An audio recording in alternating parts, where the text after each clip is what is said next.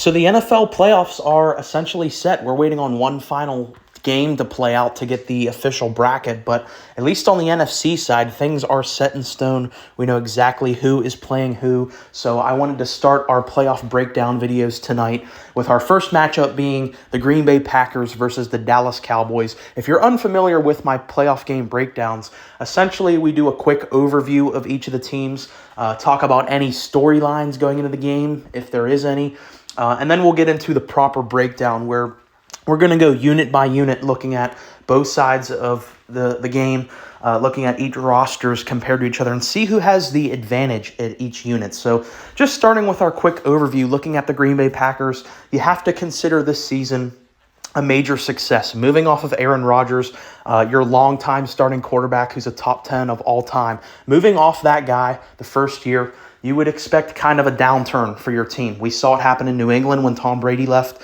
but the Packers, their first year without Rodgers, they make playoffs. I think that's a credit to the talent on the roster and, of course, the coaching staff. So whether they win this game or not, I don't think matters, is because this is an extremely impressive season, the fact that they were able to do this. And for Dallas, this season is a massive success as well. You know, I've been a big criticizer of Dallas this year, but it doesn't matter what I say. They won the NFC East, which if you would have told me that before the year, I would have laughed you out of the building, honestly. Like, I heard takes, many people giving those takes that the Dallas Cowboys were going to win the NFC. I thought it was complete nonsensical, but with the Eagles collapsing and the Cowboys handling their business against bad teams, they've been able to clinch the NFC East and are the 2 seed. Very impressive year, I think, for both of these teams. So now let's take a look at the head-to-head matchups. Starting off with head coach, we have Matt LaFleur versus Mike McCarthy. I think this is one of the most interesting coach matchups of Wildcard weekend, in the fact that Mike McCarthy had the Green Bay job and was fired in favor of Matt LaFleur. So obviously McCarthy's got some extra juice on top of, obviously already wanting to win a playoff team, but also to stick it to his former team would also be sweet for him. But I think this is actually a pretty easy comparison to do, just for the simple fact that we saw what Mike McCarthy's team looked like in Green Bay his last couple years there. Then Matt LaFleur comes to that same exact team and things look drastically different. Mike McCarthy's last year with the Packers in 2018, they finished 6-9-1, and Aaron Rodgers played in every single one of those games. So I think that kind of highlights that Mike McCarthy's system was just stale and kind of outdated by that point in time. That's why he was fired. Matt LaFleur comes there and instantly turns them into an offensive juggernaut again. I know that makes me mad when people act like Matt LaFleur is just a product of Aaron Rodgers, because we just said Mike McCarthy had Aaron Rodgers fully healthy in 2018. They won 6 games. So Matt LaFleur clearly did something to revitalize the offense, leading them to 13 wins in back-to-back years. Of course, going on to lead Aaron Rodgers to back-to-back MVPs. If Mike McCarthy's still the head coach, I don't see Aaron doing that. That being said, though, Mike McCarthy, I think, has certainly impressed me this year for the fact that they lost their offensive coordinator, Kellen Moore, this past offseason. And a lot of people were talking about that, how there's a lot more pressure on Mike now that he's directly the play caller. And Dak Prescott happened to have arguably the best season of his career under Mike McCarthy being the play caller. So that definitely goes for something. However, my fatal flaw with Mike McCarthy, despite all that, is the simple fact that I think he's one of the worst head coaches when it comes to game management, clock management. He's terrible at that, and he's costed the Cowboys several games as a result of that. You go back to the 2021 playoff game in Jerry World against the 49ers. They're the favorite in that game. They lost that game because of Mike McCarthy's incompetency with time management. I just think Matt LaFleur is a younger, smarter, better version of Mike McCarthy, so I think he gives the Packers the advantage at head coach.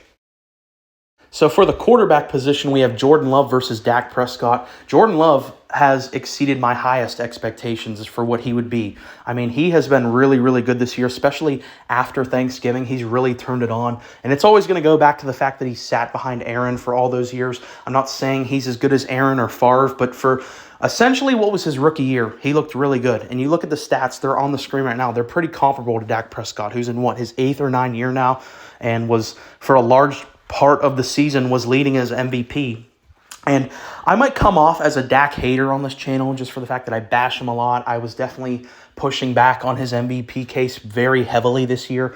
I don't hate Dak.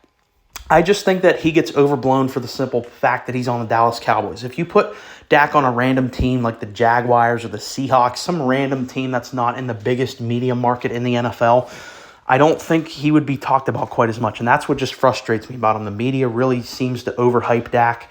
And it seems like year in and year out, people forget that Dak has his shortcomings in the playoffs. That being said, in this particular matchup, I'm going to give the advantage to Dak. Of course, like we said, he has experience. This will be Jordan Love's first playoff game against a really productive defense. So as much as I like Jordan Love, as good as a season as he's had, I think Dak Prescott has played himself into being a top 10 quarterback in the NFL this season. And I think it would be disrespectful to not give Dak the credit he deserves. So I'm going to give him the advantage at the quarterback position. Next is the wide receivers and tight ends unit. And I think the Dallas Cowboys have a clear advantage in this unit.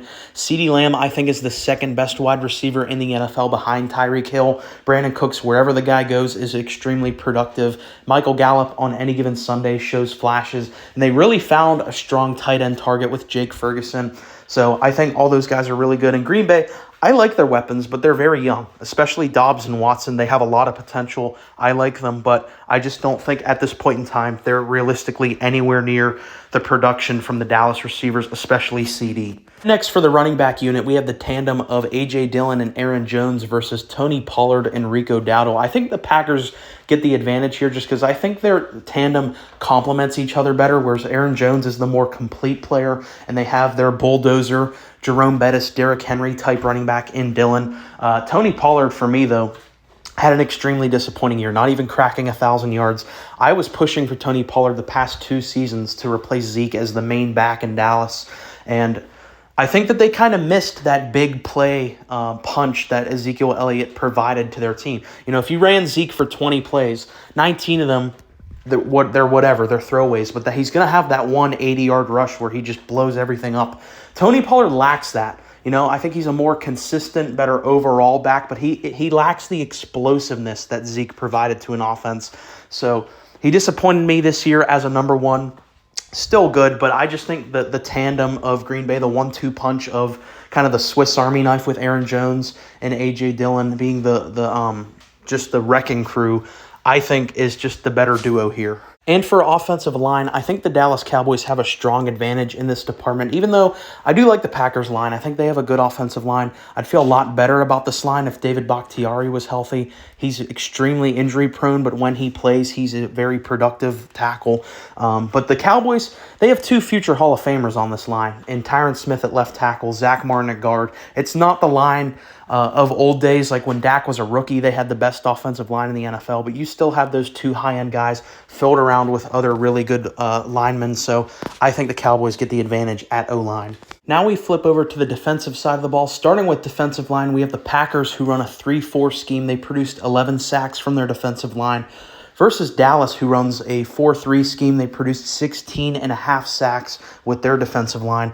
Obviously, I think Dallas gets the advantage here. I just always personally prefer 4-3 defenses. You just have more guys running at the quarterback, and they were just much more productive. And I think DeMarcus Lawrence is the best player on screen here.